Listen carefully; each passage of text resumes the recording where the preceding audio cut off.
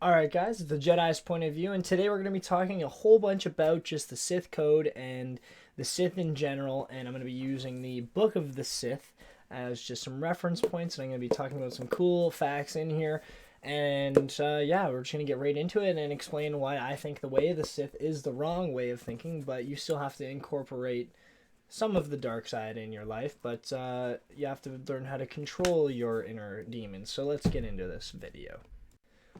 So on screen now, I'm going to link this dude's YouTube channel. He's obviously just made his own character in SWTOR, and he's talking to Tremble Darth is no Barris, more. and I'm going to turn it down a Give little me bit. his hand. But he talks about the Sith code here, and that's about it. So Here, just going to listen. take this one ring as a memento. Remembering the past can strengthen resolve and embolden the spirit. I am impressed you had the fortitude to destroy him. You know he thought of you as family. How did it feel to betray him? We worked closely together. It was quite difficult, Master. Nothing worthwhile is ever easy. Remember that. True. Remember You have that. taken your first step to understanding the Sith code. Peace is a lie. There is only passion. Through passion, we gain strength. Through strength, we gain power. Through power, we gain victory. And through victory, our chains are broken. The Force shall set us free.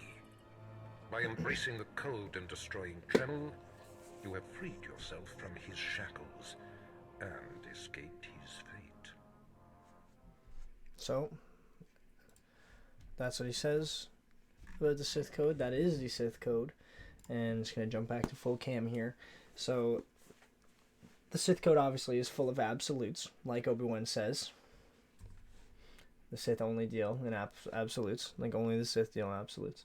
And I think that's also true, because if you are in real life, let's apply this to real life here, and you're dealing in absolutes, your decision making is going to be based off of those absolute truths that you are telling yourself and that you believe, right?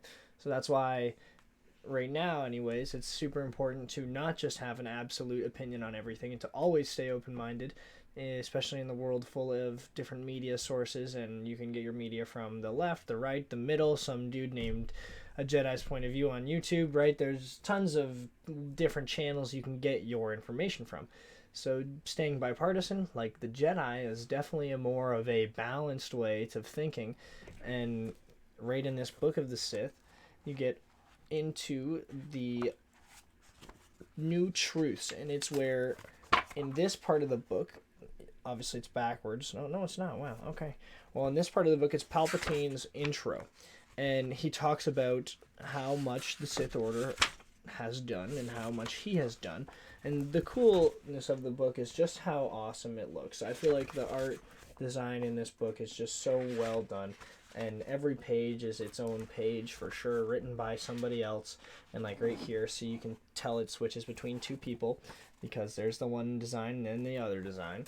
And this part is Darth Malgus's journal of his, I think it was, he was trying to conquer a city or something during the Old Republic era, and that's some era that I'd like to see covered on Disney Plus or in theaters coming up. But let's talk about the Rule of Two. So I'm not sure if you guys really know much about the Rule of Two, but the power of the Sith is definitely because of the Rule of Two. So Darth Bane, he's a dude who has his own trilogy of Legends books, and he had to basically erase the entire Sith Order because they were called the Brotherhood of Darkness, and how they did things was they were fighting for power left, right, and center, and they weren't really getting anywhere, right? They were cutting each other down, and the strong were being defeated by just more weak people, and then that never leads to any good. So Darth Bane realized this and created a thought bomb that he set as a trap on Ruusan, and all of the Jedi and all of the Sith that were on that planet, which was all the Sith anyways, got sucked into this thought bomb, and they are eternally there, floating in this thought bomb above Ruusan, just like above the surface, and it wipes every living creature and being out in the area. And it was pretty epic to read. I'd love to see that on a like big screen as well. Probably won't be lucky enough to see it anytime soon because of obviously the Disney Plus in their plan for the next 10 years they already came out with right? There's no Darth Bane that we know of. The Acolyte show could still cover that somehow, but change the story a little bit. They might not even call the dude Darth Bane anymore, but they better. I mean, if they cover him, his name better be Darth Bane, because Revan's now canon as well, based off of Episode 9.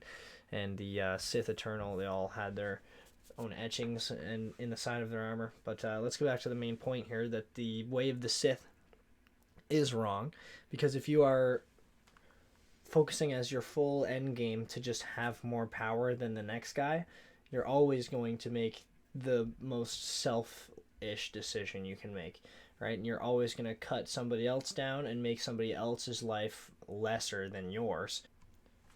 And so now that you guys know what the Sith code is, the Jedi code is just, there's no emotion, there's peace, there's no ignorance, there's knowledge, there's no passion, there's serenity, and there's no chaos, there's harmony, and there's no death, there is the Force. So obviously it's a more open-minded way of thinking than the Sith code, because the Sith code, you just have to always make the most aggressive decision and be an ultimatum, basically. Just, you always have to try to gain power, and through power you will achieve victory, and through victory you will break your chains, and the Force will free us. So they still believe in the Force as like a religious pathway, and obviously these are both just two different religions in the Star Wars galaxy, and they have enabled these heroes and villains to interact with their midi-chlorian counts, right, and being able to be Force sensitive and powerful with the Force. And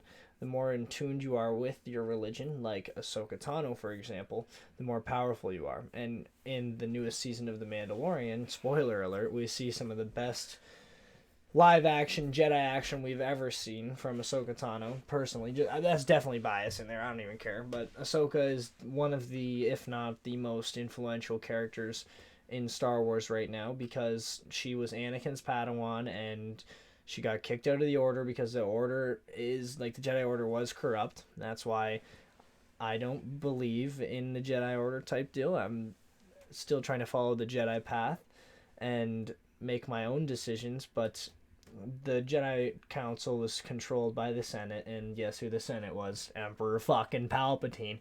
So it's like, they were all already doomed from the get-go. And getting involved in politics is just something that the Jedi shouldn't do, and right now I know that for sure is true with me, because I've been paying too much attention to Biden and Trump and this and that and negative, that's all there is, and it corrupts you. And last night I had a moment of truth, and I went for a nice ass walk and just thought and felt and really reconnected with my childhood. I literally did a huge square, just walking around where I kind of have been. I went around my high school, my public school, everything, and I just walked through the town.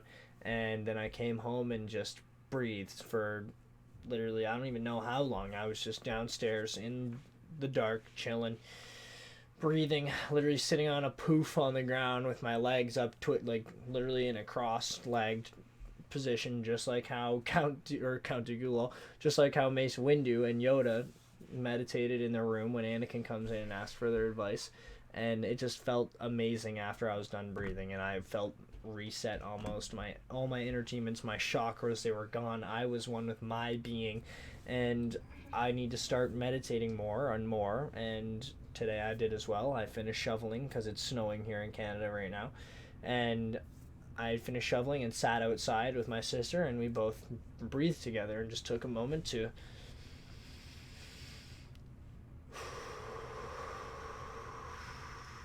and push it all out. And we got in the routine of 8 seconds in, 8 seconds out, and it just cleanses you almost. So I guess what I'm trying to say by this video is, don't use your emotions to fuel your decisions and to make your choices for you. Try to be more connected with your emotions than the average bear. And if you are, and you take the time to feel and think about things in a rational manner, you won't make as many mistakes or as many irrational decisions or make anything you'll regret doing. Or, it's just, the list is unlimited for possibility of good when you just are more one with your being than somebody who is distracted by all this information coming in at us from the internet, from our workplace, from our family, from our relationships, and just closing everything off and breathing for a minute. So I guess that's the end of the video today. That's all I really wanted to say, and may the force be with you guys, and I will see you in the next video. Thanks for all the love and support so far. Been kicking off friggin' pretty well for a brand new YouTube channel, but that's not the point anyways. The point is to just get my point of view out there and let you guys know that there is light at the end of the tunnel, and I'm trying to find that light right now. I saw the light, and now I'm just hunting it down, every single day, baby. But may the force be with you, and see you in the next video, guys.